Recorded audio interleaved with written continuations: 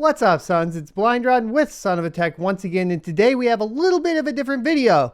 We're going to be doing a reaction video, not to a music video or anything like that, but to JayzTwoCents video called I Wish I Had Better News, But Things May Get Worse.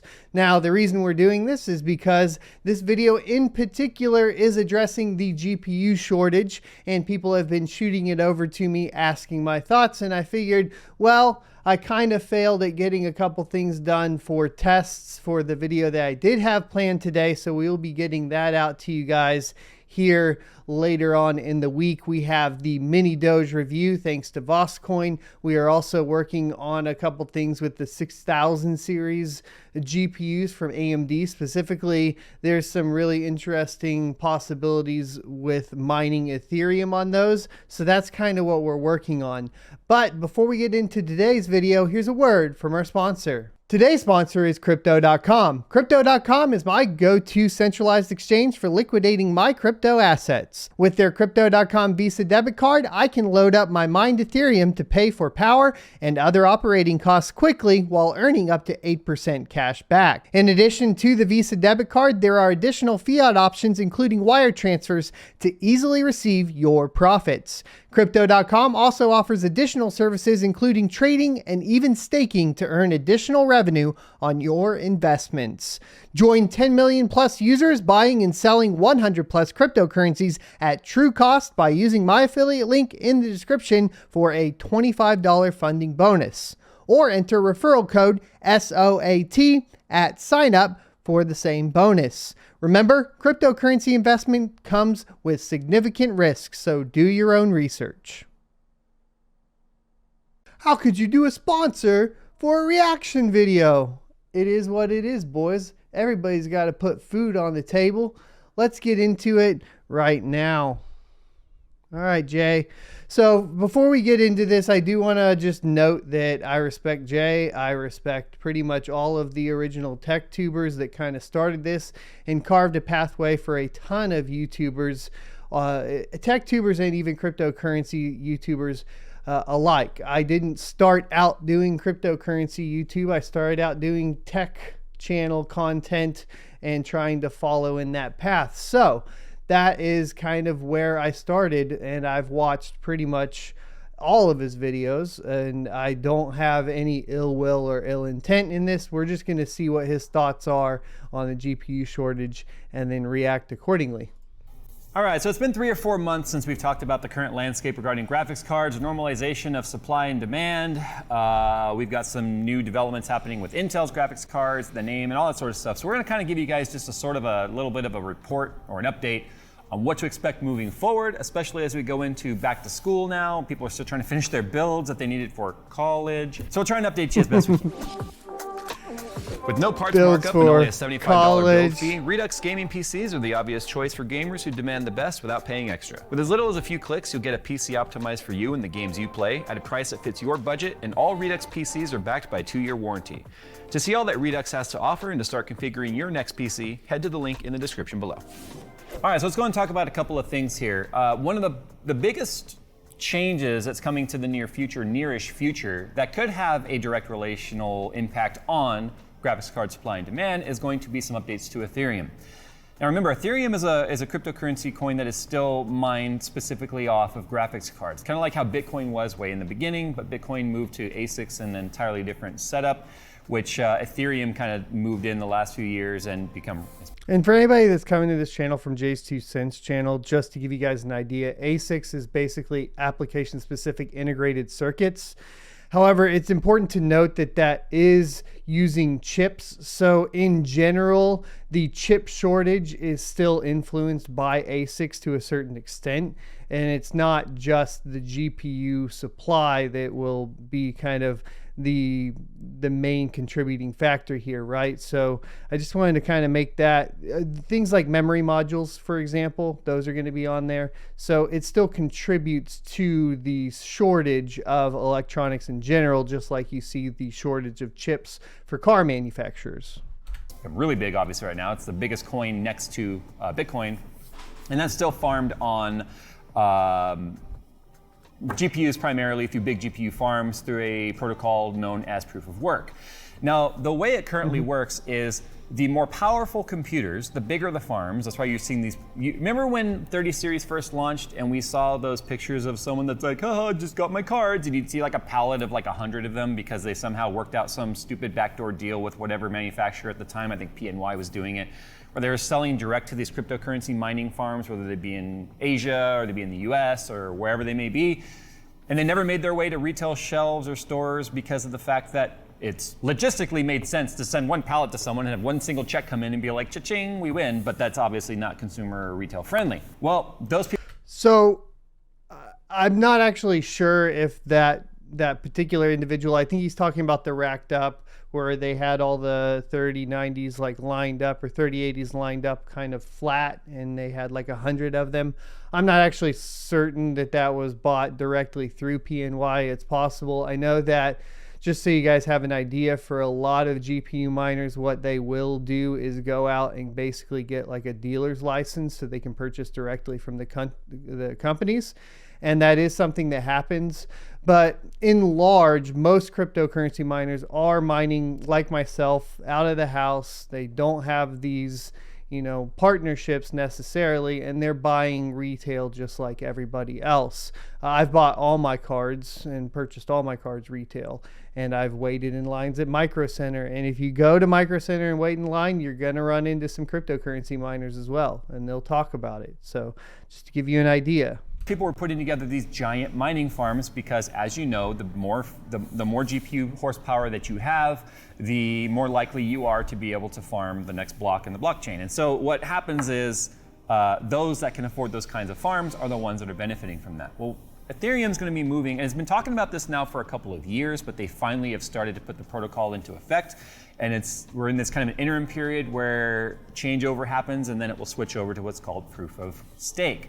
Now, proof of stake is going to be interesting because what they're trying to do for two particular reasons here is, one, to be a little bit more environmentally friendly by sort of taking the benefit or the edge from those big mining farms away, because what they're concerned about is that eventually Ethereum is going to be mined and controlled and owned, those that are at least mining in any way, you can still buy it, right, like stocks, by those big farms, and that means only a few players controlling the entire game. Well, by moving over to proof of stake, you have to actually ante up Ethereum to even have the right to have the chance or the opportunity to be a validator or even to mine the next block. So what that means is now you're going to have the big farms are going to be a lot less important because of the fact that, if you're going to ante up, it's every 32 Ethereum basically as a pool that then can, and I'm explaining it very poorly, but I think he knows that he needs to do a little bit more research on this. That being said, like a couple misconceptions primarily would be surrounding that centralization portion. Ethereum's not worried about miners taking over the network. See, the thing is Ethereum has so much hash power that it's nearly impossible at this point to basically perform what is known as a 51% attack, where they could either rewrite transactions or something along those lines. And that's not so much a worry anymore. Now, as far as the environmentally friendly thing, that has been something that has been talked about quite a bit and used as basically promotional material for Ethereum moving to proof of stake. And that is true to a certain extent, but you need to keep something in mind there. And that is who facilitates the validation of the transactions at that point, at least from a hardware perspective. So as it currently sits with proof of work mining, the way it functions is a whole bunch of people like myself build farms, and then we supply our power to the network, and in exchange, we get a payout. Now, once you move to proof of stake, you basically will take 32 ETH, like he states. That's going to be a lot of money too, by the way. So your upstart's going to be a lot. It's very expensive. You can't get in anymore like you could with GPU mining. But that aside, you would take that 32 ETH and you would basically stake it. And the staking platform that you'll use will typically be some sort of cloud service. We're talking things like AWS, Azure for Microsoft, and that sort of thing. Maybe like some of the smaller stakers will be on options like DigitalOcean, etc. But the problem there is that you do have essentially still a ton of servers running somewhere, and basically the spinning, basically still consuming power, because a lot of the times there's a lot of spare energy within those data centers that is not technically being utilized. This could also get us into a discussion with, data center utilization and how much overhead and how much of a buffer you need, that sort of thing, but we could save that for a different video. I just kind of wanted to clarify a few of those things. I don't think that there is anything specifically that Jay is trying to like mislead people or anything. I do think as far as like his understanding of proof of work versus proof of stake is a little lacking, and that's fine. That's not what he does, but I wanted to clarify that. 32 Ethereum, you have a pool that can then have your validators and your miners within there, and then you are going to get that money back essentially. Because what they're trying to do is keep people from switching off their systems or not completing the validation, which hurts everyone else in that pool. And if you have stake or money to lose in that process, you're less likely to do that. So that is a good point about basically uptime, and that's why I say that you'll see cloud solutions like AWS and Azure being used, because if those connections basically drop offline, you won't be basically staking anymore, and you won't be helping solve blocks, and as a result you won't be making any money off of your investment. And that's why you're gonna need reliability and redundancy, which is probably going to push you more towards enterprise solutions. It also means that the big giant farms are no longer going to have the edge, because it's every 32 Ethereum, and the big computers that are mining it are no longer going to have that upper edge over everyone else. Like those people that have a couple of GPUs laying around at home doing nothing, I'll put together a small mining farm. You really had very slim chance to ever get anything major out of that because of the fact. No, I disagree. So I started out with one rig back in 2016 and slowly built up and purchased more and more and more and more. And then as of recently, I think you guys know, I'm at 60 GPUs, which is by no means even the pictures he's talking about with 130, 80. Like, I'm not anywhere close to that. And you guys can go look at my wallet addresses and my previous videos and how we're doing. You can basically get life-changing income off of mining cryptocurrency, even at a small level, and at a lot lower barrier to entry than proof of stake. Because if you take that 32 and you multiply that times 3,000 per ETH, that's crazy, as opposed to being able to go out and buy, 1660 supers, throw those in, and have 180 mega hash a second and start generating revenue. I could get into the revenue versus increase in price argument again, but I think that's a little off topic. Tangent. The fact that you're such a small player versus those big farms. The only reason I'm even explaining anything regarding the proof of work versus proof of stake is because with those big farms being taken out of that equation means that demand itself is going to be lifted. Now, the timing on this was supposed to have happened last year. And as you can see now, we are more than halfway through this year already. We are in August, halfway through August even, which means we're going into Q4 of this year. And the expectation is that right around December of this year, we will see the switch over to proof of stake. And then probably around first quarter at some point next year is when we'll start to see the proof of stake and protocol in full effect. So the merge is what he's referring to, which is basically merging ETH as it currently sits in with, of course, the ETH 2.0 chain, basically for the proof of stake, basically converting everything to proof of stake. The timing on this is a little off though. So the statement was that it would be in Q4 of 2021, provided it was outside of the holiday season, meaning that they have August and September to complete it, or they won't do it and it will be pushed off to Q1 of 2022. And so that's really the timing here. If it gets too close to the holiday season, as stated multiple times by the ETH dev team, that will not be implemented during that time of Q4. So just a little bit of update on the actual timing there for you guys. So you could see the timeline there regarding the alleviation of the benefits of selling tons of graphics cards behind the scenes to these directly to these mining farms and stuff. So there's one particular supply strain that could potentially be alleviated through this. The other thing is Intel has announced the name for its graphics card, its discrete graphics card. Remember, we had the XE graphics before, which was more or less like better than an iGPU, but it was never really fully intended to compete with things like Radeon and GTX/RTX because of the fact that it just simply wasn't powerful enough. However, now they've announced Arc, which we think is a really silly name, considering that's what they call their database of all of their products that you can look at online. It's Arc. Anyway, that's supposed to come online in 2022. First quarter of 2022. So if you look at additional graphics cards, again, grain of salt, we have no idea how they're going to actually compare. They might only be competing with a 6600 XT or maybe a 3060 for all we know. However, if it can give us solid gaming performance in 1080p and 1440 at a reasonable price, that is another manufacturer independent from Samsung and TSMC, which are currently responsible for Radeon and NVIDIA. So if you have a third manufacturer, like Intel, bringing more graphics cards into the space, that's going to add more supply, which will help reduce the demand. Now, people might have noticed, we've seen some articles over the last couple of years coming out saying, or not a couple of years, couple of months, saying that supply is improving. That's very true because you start to see people posting pictures at Micro Center and Best Buy and Scan Computers and all these other major retailers where, hey, look, there's actually graphics cards on the shelf. The problem is they're on the shelf at those inflated scalper type pricing. But that's a good sign even if you can't walk in and afford it yet, because the only thing that can justify that pricing is the fact that they can't keep them in stock.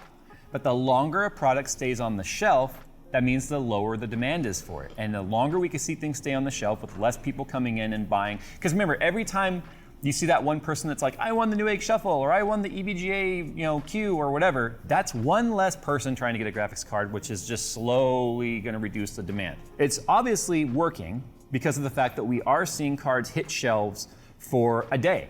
I mean, it might only be a day. Micro Center might have. Yeah, and I think I made that video last week where I said, you know, I'm buying more GPUs, and the reasoning is because you can actually purchase them now. The interesting thing about that, just kind of like on a side note, is that I'm a miner. I wasn't purchasing GPUs at these inflated prices either. So, but I probably have a little bit different of a situation than, say, like maybe a large mining farm. And like I said, maybe they have direct partnerships. An entire cart full of cards ranging from mid-range to upper range, the low-end stuff not really staying in stock for obvious reasons. The longer that stays on the shelves, the more availability there is, the lower the prices have to come. Because if they're not moving, they have no choice but to reduce the price. So there's that aspect which shows that there's actually some things happening. In fact, I went on eBay before I made this video, and I saw that there are 3080 Ti's up there, custom cards, like some EVGA cards, there were some MSI cards and stuff, for about $1,500 to $1,600. Now that's only $200 to $300 over MSRP of $1,200 versus the double MSRP that we were seeing for the longest time. So obviously those prices are starting to kind of work their way down a little bit back towards normal. But they're still all over the place because you can still find $2,000 and $2,500 versions of a 3080 Ti. So there's still some people that are like, nope, I'm going to scalp the hell out of this, and other people going, it's not selling, I got to reduce my price. But if you look too, almost all of those cards have 40, 50, 60 bids. So it's the buy it now ones that are priced a little bit higher, and then the bids are obviously lower. Everyone's trying to get the better price. So this should be mentioned, and it is kind of the idea that ETH, at least from the perspective of a lot of tech tubers, that Ethereum in particular is the driving factor behind miners purchasing GPUs and increasing the demand. That being said, obviously with things like the 3080 Ti, they have implemented the LHR, which stands for light hash rate. And the problem here is that that's only for Ethereum, right? So if you guys are once again coming over from JayzTwoCents channel to get an idea of what's going on, these cards can mine other algorithms and basically different coins. While these other coins aren't as large or necessarily as profitable as Ethereum, they can still be very profitable, especially since Ethereum has made some changes to their network recently that you can watch about on this channel regarding the London hard fork and EIP 1559. So a lot of miners are already moving over to them, so the demand on the light hash rate cards might go up. as opposed to go down in comparison to the older, like revision 1 non-light hash rate 3000 series. Another thing about that is that miners have noticed a lot of issues with the revision 1s of the 3000 series, along things like, for example, VRM temperatures and so on being out of control. Price. But to the bad news, we've known that TSMC, who is the largest chip manufacturer in the world, the largest company in Asia now, produces an overwhelming majority of the products on the planet when it comes to anything using SoCs or chips. Appliances, cars, handheld electronics, smartphones, tablets, laptops, AMD's CPUs, AMD's GPUs, almost every single automotive manufacturer's ECU, BCU, TCU, whatever. Any U that's in your computer or your car is almost guaranteed to be made by silicon that's being manufactured inside of TSMC. Samsung, TSMC, and Intel have all talked about increasing their facilities. We just had this month the president and CEO of TSMC gave a little bit of an update as to what's happening there. They've already started hiring for the new facilities. They've already started expanding their current facilities, and they've already started building the new facilities. The problem is they don't expect those facilities to come online until 2023. The hard reality and the harsh fact here, or harsh reality and hard fact, whichever one you want, is they have basically said the current restraint or constraint that we see right now with supply and demand is expected to continue through the entirety of 2022. So we've got a whole quarter left of 2021 and all of 2022 until at least AMD and Radeon's supply and demand even has a chance of normalizing. Haven't seen a whole lot coming from Samsung regarding their expansion. Remember, NVIDIA switched from TSMC to Samsung. So the fact that they made that switch is probably why you can even find any 30 series cards, period. Because if they were in the same queue for TSMC that AMD is, that's why you see such few AMD cards versus NVIDIA out in the wild, is simply because they're caught up in that backlog in that queue. TSMC has reported a 19% profit increase in 2021 so far. Now that might seem like, some people might be like, wow, that's a lot. But if you think about the supply and demand situation that we're in, it's not a lot, considering the fact that they are beyond capacity. That shows you that we have a just straight up raw materials and manufacturing bottleneck that's happening there. They've obviously raised prices as a whole because of supply and demand, which is what's making up for the 19% profit. The downside is things like graphics cards and whatnot are not considered a truly essential item. I hate to even use the word essential anymore, but essential item, sure. There's those of you out there that are like, bull crap, I work in CAD. A graphics card is absolutely essential. But as a whole, they're not really classifying that as a super essential item to make like CPUs and iGPUs and AMD APUs and stuff to get laptops up and running, which are obviously selling for school and work from home and all that sort of stuff, which is continuing and probably going to continue again based on the recent events.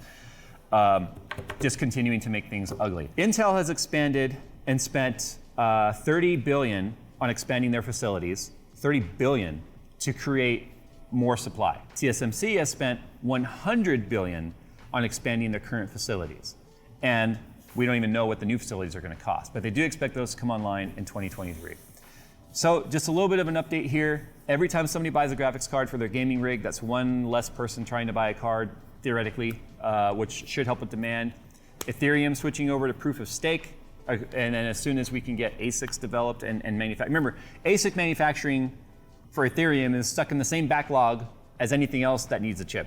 So any sort of ASIC design, which is already existing, getting it mass produced and sold, kind of like they did for Bitcoin, is simply, it's backed up just like anything else. Okay, so he did address what I had talked about in the beginning as far as ASICs affecting the chip shortage. As far as Ethereum ASICs, those are kind of on the back burner because of the move to proof of stake. So I'm a little confused on what he's trying to say here, because there are already Ethereum ASICs, but as you know, they can pretty much be less profitable or have a longer ROI, which stands for return on investment, than, of course, a GPU. So plus it's like trying to get everything up. As much as ETH, kind of allowed the ASICs to come onto the network and ASICs were built, At the same time, it was still resistant enough to keep GPUs competitive.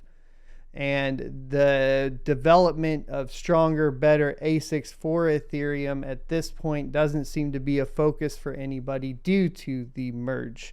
Once again, the GPU shortage is primarily going to be due to supply and demand and the chip shortage, along with, if we wanted to relate that to cryptocurrency, you would be looking at other GPU mineable coins, including things like Ravencoin, Ergo, and Conflux, Cortex, list goes on.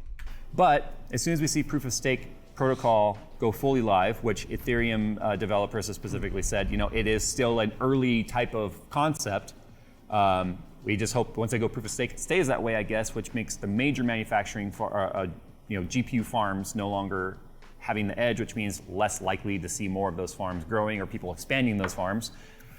Will help with some of the supply and demand. And then as soon as we start to see those facilities come online in 2023, would be obviously the last checkbox we need to see things return to normal. Will we see new graphics card families from AMD or NVIDIA in that time frame?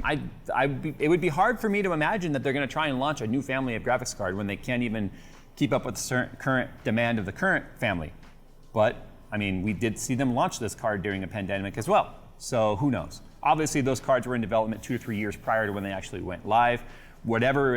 They're obviously working on whatever's coming out next and have been since prior to 30 series becoming launched. So it'd be interesting to see. People are asking me all the time, like, when are things going to normalize? So this is the best information I have for you. Remember, almost every single bit of this would be considered like analyst speculation, because until it actually happens, we have no idea. And right now, with the threats of the spikes happening, including in Asia, and even a port shutdown right now, which is a major port to supply the entire world with products coming out of Asia, that's obviously going to hurt things. And if there's another shutdown of any kind whatsoever of manufacturing in Asia, then you can expect this probably to start all over again. It's terrible news for people like us too, especially when we make videos about this stuff that you can't even buy. We can't just stop making videos, but at the same time, we know you guys are burnt out on watching content about things you can't buy or a system you can't finish, which makes it very difficult for us to actually make content that's relevant anymore. So that's where I need you guys to tell us what kind of content you'd rather see us make right now. So sound off in the comments below the type of content you want to see, and I guess I understand the frustration. So obviously, I'm a PC gamer at heart. That's what I've done for a long time. We've kind of talked about this, and I think this video is over at this point. So like I said, I kind of understand, I understand the frustration, especially as a content creator, specifically for PC gaming. At this point, you're pretty much like your hands are tied. The interest is going down, right? Because the availability of the parts to build the systems is going down. And so if we talk about my channel, and kind of there's this sweet spot that happens even with the cryptocurrency mining channel, where the demand is going up and the views go up with that demand, but the supply is still there to meet it. And then once that demand hits that supply and surpasses it, and all the cards and all the hardware goes off of the Amazon links and everything, not only do your views dive, but your revenue dives. And I can see that on, this particular YouTube channel on sonofatech, which is about cryptocurrency mining. And I assume that the same is happening, probably worse, for a lot of tech channels. And that makes sense, right? Plus, we're also in this weird spot of the summer where people are off and not, sitting at their desks at their IT jobs watching YouTube videos. And don't lie, I know you. I know what you're doing. Anyways, so that's kind of like the entire, I guess, premise there. I do want to say that I do understand the frustration. I think I was able to hopefully clarify for you guys a couple things as far as the Ethereum portion goes, especially if you are just coming from Jay's channel. Now, let's talk to my audience and you guys real quick, and the GPU miners. Here's the deal. He's talking about the ports getting shut down. We've been talking about the chip shortages. Is this going to get better if you're trying to build a mining farm right now? Are GPU prices going to come down? And I don't think so. I think some of the best prices that you can get are those day one releases of new GPUs and waiting in line at Micro Center. Should you be buying non-light hash rate GPUs? Possibly. Should you be buying ASICs if they're a decent price? Possibly, right? You need to do those calculations. Now on this channel, we've gone over, how to do those calculations to determine return on investment. And then you're just going to have to look at the coins and then take a backup look as well. So if you're going to be buying GPUs, you want to look at what's most profitable. And then you're going to want to look at what's most profitable, number 2 and number 3 and number 4 coin. Because once this move happens, of course, you will see essentially a flood into coins 2, 3, and 4, which will increase the difficulty and decrease the profits on those. So you need to make sure that you have a backup plan ready to go. But are you going to have an opportunity to purchase cards after the merge with Ethereum to mine other things like Ravencoin at a decent price? And due to the chip shortages, etc., and GPUs being non-essential, my feeling is right now, and once again, this is just kind of like not financial advice, and I don't know for sure, but my feeling is that no, the price on GPUs is not going to go down due to the merge for Ethereum. And best case, what you'd be looking at is secondhand, of course, GPUs on the market from big ETH farms or smaller ETH miners that couldn't make the move over to another coin. And at that point, it's possible on the secondhand market to snag some stuff. On the retail market, I don't think much changes there. We've seen, of course, the prices go up and up as far as what the retail pricing and MSRP is, and I don't see that changing anytime soon, at least through 2022. Keep in mind as well, if we follow the same pattern that we followed in the previous Bitcoin bull run, we should be seeing the peak of the price of crypto around February. And if that does happen, along with the merge of Ethereum in particular, and the other coins go up in price as expected, things like Ravencoin, then of course the GPU mining will be living on happy and fine. Now, we'll get into all that, as it gets closer, but we do have, of course, the halving for Ravencoin coming up, which is going to possibly influence the price to go up. We've talked about it before in some fun prediction videos. Anyways, I'm trying out lots of different types of content. Hope you enjoyed this one. Be sure to leave a like, comment, subscribe down below if you did enjoy it and if you found it, of course, helpful or enlightening in any way. And I will see you next Tuesday. If you enjoyed this video, be sure to subscribe to see more. Also, you can check out this playlist for more content talking about cryptocurrency.